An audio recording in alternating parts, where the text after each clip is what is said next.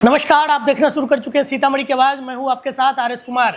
हमारे साथ इस फ्रेम में हमारे साथ बातचीत करने के लिए जनकपुर रोड पुपड़ी के सभापति ब्रजेश जलान जी हैं। सीतामढ़ी की आवाज़ पे स्वागत है।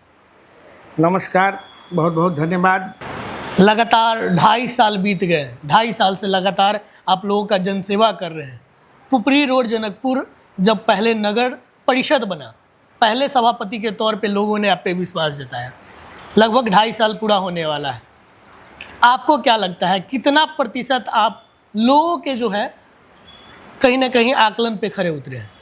देखिए कुमार साहब, ये तो आपके परखने की चीज़ है, जनता के बीच में जाकर समझने की चीज़ है। कोई भी नेता हो, कोई भी व्यक्ति हो, अपनी बातें वो अपने हिसाब से बोलेगा। अतः मैं तो यही जानता हूँ कि नगर परिषद जनकपुर रोड अर्थात पुपरी 2.5 साल में मैंने इसकी दशा और दिशा बदल दी है।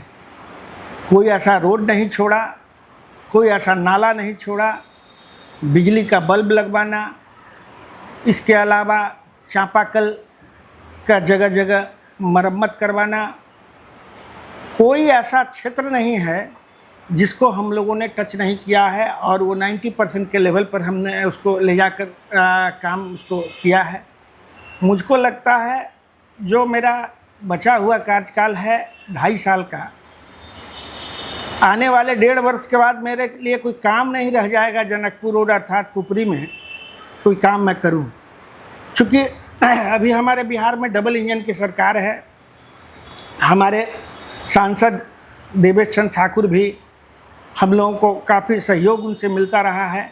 अभी युवा तुर्क हम लोगों के माननीय मंत्री जीवेश कुमार जी का भी हम लोगों को बहुत सहयोग प्राप्त होता रहा है। आपको विदित हो, स्टॉर्म ड्रेनेज वाटर एक बहुत बड़ा प्लान होता है हम लोगों के लिए। अभी उन्होंने एस्टीमेट तैयार करवाया है, 143 करोड़ का वो एस्टीमेट बना है। अब वो स्वीकृति के लिए कैबिनेट में जाना है। किसी रोड में नाला की कोई दिक्कत नहीं होगी। सड़क की तो लगभग अभी हम लोगों ने 75% से ऊपर समस्या दूर कर दी है। अभी हमारे पास लगभग 15 करोड़ का जो प्रोजेक्ट है वो सैंक्शनड है, जिसका टेंडर हम लोग बहुत जल्दी निकालने जा रहे हैं। बड़े बड़े तालाब, बड़े बड़े पोखर, उसके सौंदर्यीकरण के लिए सरकार से हम लोगों को 10-12 करोड़ रुपया उस पर भी प्राप्त हुआ है और लगातार हम लोग काम की दिशा में आगे बढ़ रहे हैं। मेरी अपनी एक अभिरुचि रही है विकास के प्रति। मैं शुरू से विकास करने के लिए बड़ा प्रेरित रहा हूं और मुझे जनता ने ये मौका दिया है और इस मौके का मैं 100% उपयोग करते हुए जनता की सेवा में अपने इस कार्यकाल को लगा रहा हूं। कल भी मेरा वही रूटीन था और 13 जनवरी 2023 को भी वही रूटीन था कि सुबह 6 बजे उठना है, पब्लिक के बीच में रहना है और रात में फिर पुनः घर को जाना है। मैं अपने आप को पब्लिक के बीच में रखता हूं, उनकी समस्याओं को सुनता हूं, उनकी समस्याओं को समझता हूं। इसके बाद जो कहीं कमी पाता हूं उसको दूर करने की कोशिश करता हूं। अच्छा, विकास की जब बात होती है, इलेक्शन टाइम में हर नेता वादा करते हैं कि हम इस क्षेत्र का विकास करेंगे। आपको क्या लग रहा है, आपने जो वादा किया था जनकपुर रोड पुपड़ी को लेकर, अगले 5 साल में इसको कहाँ देखते हैं? देखिए, मैं अपने पुरानी बातों पर आता हूँ।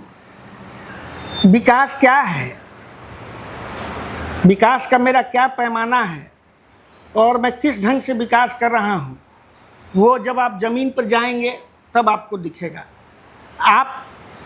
मुझको पता है पुपरी से आपका काफ़ी पुराना जुड़ाव रहा है।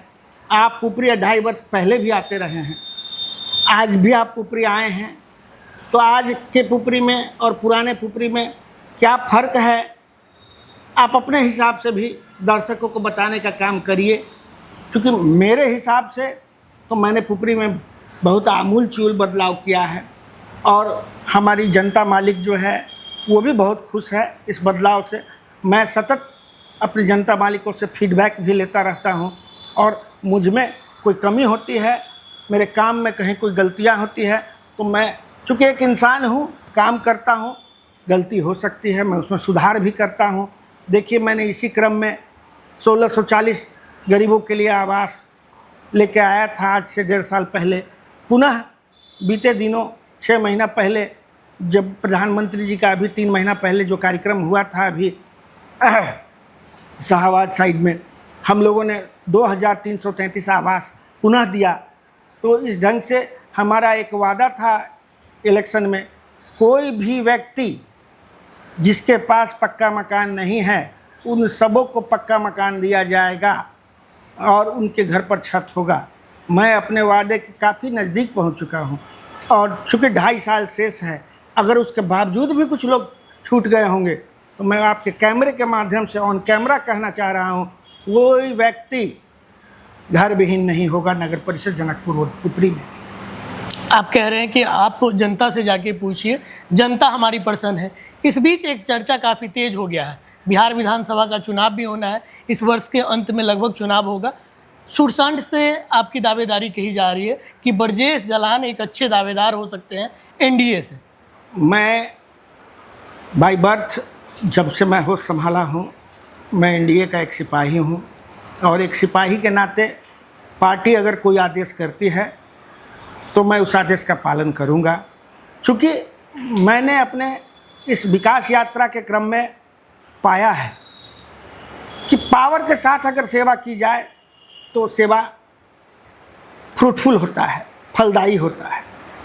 अब आज कोई ऐसा काम जो मुझे जनता का कराना है लेकिन मैं उतने पावर में नहीं हूँ, तो मुझे अन्य नेताओं के पास जाना होता है, साहब इस काम को करा दीजिए।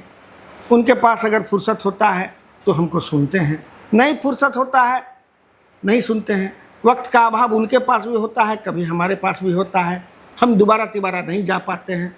लेकिन पावर के साथ अगर हम सेवा करने जाएंगे जनता की, तो सेवा बहुत फुल प्रूफ सेवा और अच्छी सेवा दे पाएंगे। और हमारा मिशन, हमारा मोटो एकमात्र विकास है। मैं जाति पाति धर्म आदि में भेदभाव नहीं रखता हूँ। मेरा उद्देश्य है मेरा शहर सुंदर शहर हो, सपनों का शहर हो, साफ़ सुथरा शहर हो, जो मैं अपने वादे के मुताबिक आप देख सकते हैं कि पुपरी को मैंने बनाया है। अच्छा, सुरसंड में ये हमेशा से एक चर्चा रहा है, पिछले कई चुनाव से हम लोग भी देख रहे हैं, जब कवरेज करते हैं बाहरी उम्मीदवार को यहाँ थोपा जाता है, स्थानीय लोग उस पर कहीं ना कहीं ये कहते हैं कि भाई यहाँ का लोकल कैंडिडेट होना चाहिए, ताकि चुनाव में जो है लोग उनके पास जा सके, चुनाव के बाद भी अपने काम को करवा सके। आपको भी लगता है क्या इस तरीके का? देखिए, जनता की मांग तो है, स्थानीय उम्मीदवार और स्थानीय रिप्रेजेंटेटिव होना जनता के लिए बड़ा अच्छा होता है। आज अगर हम लोकल हैं, एक सभापति लोकल है, तो कोई भी जनता किसी भी परेशानी के लिए मेरे घर पर आ सकती है या मुझे अपने घर पर बुलाती है तो मैं दौड़ कर जाता हूँ। उसी प्रकार से ये एक बड़ा चुनाव है, तो बड़े चुनाव में भी जनता का ये एक्सपेक्टेशन है कि अगर लोकल जनप्रतिनिधि हो तो अक्सर हाँ हम उनके पास जा सकते हैं, वो हमारे पास आ सकते हैं।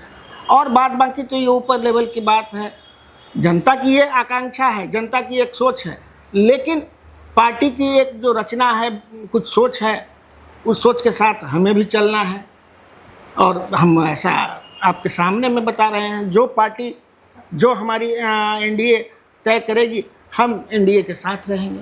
अच्छा, क्या लग रहा है कि सुरसंड विधानसभा में अभी भी कुछ ऐसे काम हैं जो मूलभूत सुविधाओं से कहीं ना कहीं विहीन है, वहाँ पे अभी काम होने बाकी है? आप मुझसे पूछ रहे हैं कि सुरसंड के अंदर में काम है, मैं कहता हूँ सुरसंड के अंदर में काम, सुरसंड विधानसभा के अंदर में काम ही क्या हुआ है? पिछले 4.5 वर्षों का आप इतिहास उठा के देख लीजिए सुरसंड विधानसभा का। आज और विधानसभाओं को आप देखिए कहाँ से कहाँ चला गया, और सुरसंड विधानसभा गर्त की ओर जा रहा है। एक सक्षम नेतृत्व की यहाँ आवश्यकता है जो विकास को गति प्रदान कर सके।